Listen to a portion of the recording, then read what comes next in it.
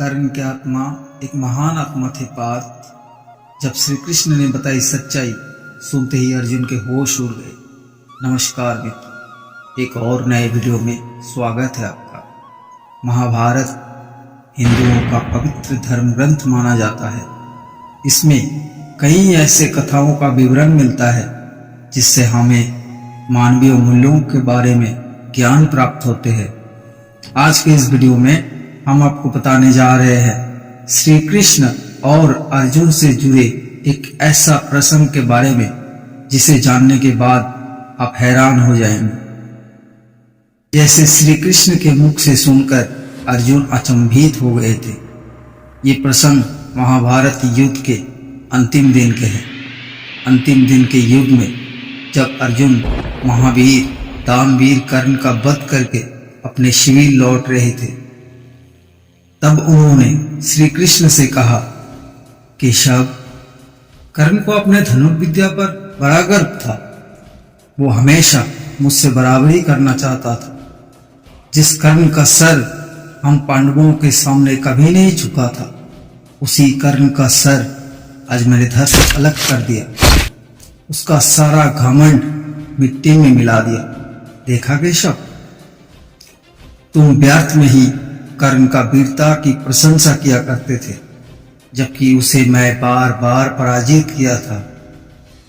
अर्जुन की इन अहंकारी बातों को सुनकर श्री कृष्ण थोड़ा मुस्कुराए, फिर बोले, हाँ, ये सच है कि तुमने कर्ण को पराजित किया, लेकिन इसका ये अर्थ नहीं कि कर्ण एक श्रेष्ठ योद्धा नहीं था। भगवान श्री कृष्ण के मुख से ऐसा सुनकर अर्जुन उत्तेजित हो गया। उन्होंने श्री कृष्ण से कहा, केशव, तुम कहना क्या चाहते हो? मैं श्रेष्ठ योद्धा या श्रेष्ठ धनुर्धर नहीं हूं? क्या कर्ण श्रेष्ठ था? श्री कृष्ण फिर मुस्कुराए और बोले, तुम्हारे बाणों के कारण ही तो भीष्म पितामह सरसैया पर पड़े थे पार्थ। तो क्या तुम पितामह से श्रेष्ठ धनुर्धर हो गए? जिसके जवाब में अर्जुन ने कहा, नहीं माधव, पितामह से मैं कभी श्रेष्ठ नहीं था, परंतु कर्ण से अवश्य श्रेष्ठ था, श्रेष्ठ हूं। फिर भी तुम बार बार कर्ण का ही पक्ष लेते हो, उसे ही श्रेष्ठ प्रमाण करने की कोशिश करते हो। ऐसा क्यों केशव? रणक्षेत्र में जब जब मैंने कर्ण पर बाण चलाया, उसका रथ मेरे बाणों के प्रहार से 10 कदम पीछे जाते थे, और मेरे रथ उसके बाणों के प्रहार से मात्र 2 कदम ही पीछे जाते थे। तब भी तुम उसका ही प्रशंसा किया करते थे। ऐसा क्यों केशव? क्या दोनों के बाणों के प्रहार ये सिद्ध नहीं करता कि मैं श्रेष्ठ हूं? तब श्री कृष्ण मुस्कुराकर अर्जुन से कहते हैं, पार्थ, तुम मेरे अति प्रिय हो, इसीलिए मैंने तुम्हें अपना विराट रूप भी दिखाया। तुम्हें पता है ना मैं कौन हूं? तब अर्जुन कहते हैं, हाँ माधव, अब त्रिलोकपति है, परमेश्वर है अब। तब श्री कृष्ण मुस्कुराकर कहते हैं, अब तुम ही सोचो पार्थ, जहां स्वयं मैं विराजमान था, तीनों लोगों के भार लेकर, और ऊपर ध्वजा पर महाबली महाबलशाली हनुमान विराजित थे।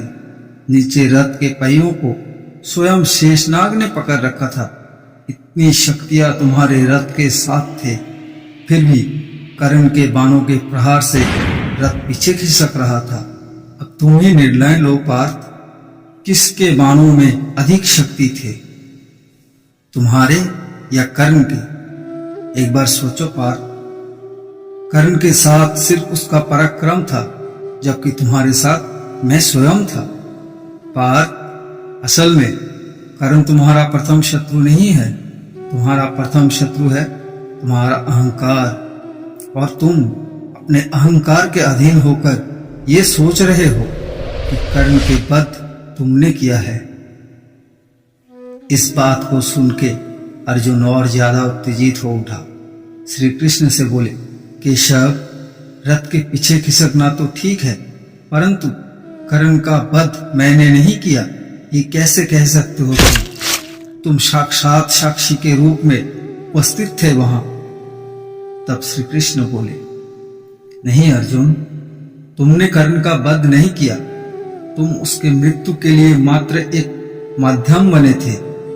वास्तव में कर्ण का मृत्यु जमदग्नि पुत्र परशुराम के श्राप के कारण हुआ। पार्थ, श्री कृष्ण के मुख से ऐसी बातें सुनकर अर्जुन अचंभित रह गए और कृष्ण से पूछे, कैसा श्राप, मुझे विस्तार से बताइए केशव।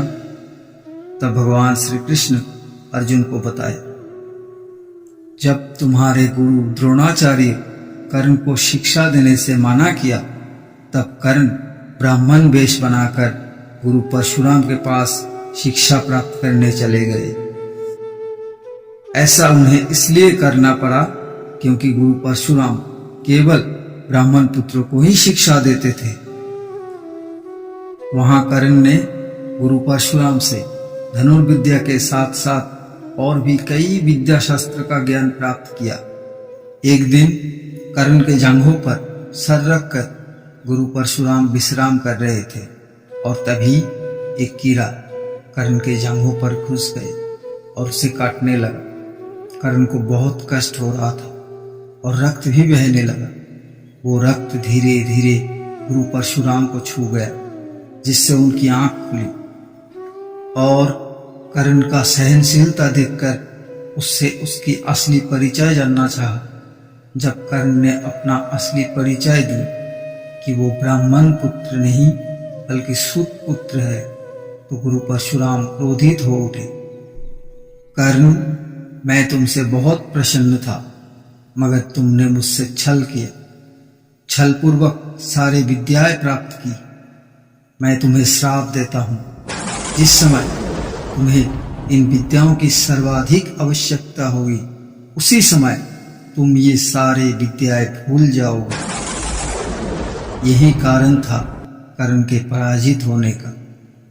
और उससे भी बड़ा सत्य ये है कि कर्ण इस युद्ध में जानबूझकर पराजित हुआ, अपने प्राण की आहुति दी। ये सुनकर अर्जुन बोला, ये क्या कह रहे हो केशव, मुझे कुछ समझ में नहीं आ रहा।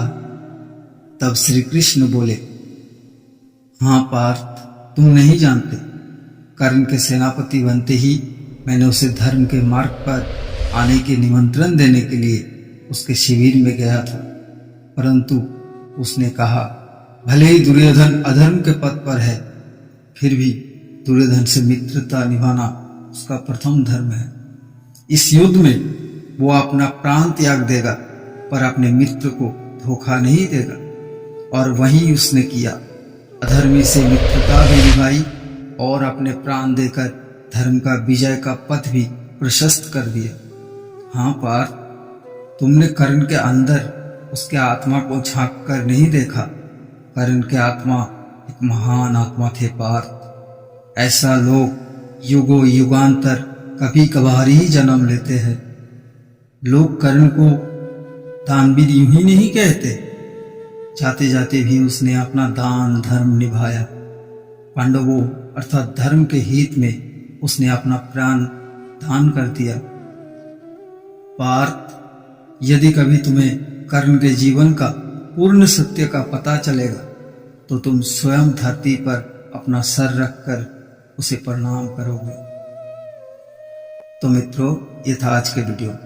उम्मीद करता हूँ वीडियो आपको पसंद आए होंगे। अगर वीडियो पसंद आए तो वीडियो को लाइक कर दीजिए, चैनल को सब्सक्राइब कर दीजिए और अपने दोस्तों के साथ वीडियो को शेयर कीजिए। कमेंट पे दानवीर कर्ण के लिए कुछ अच्छा मंतव्य करें। जय श्री कृष्णा। मिलते हैं अगले वीडियो में।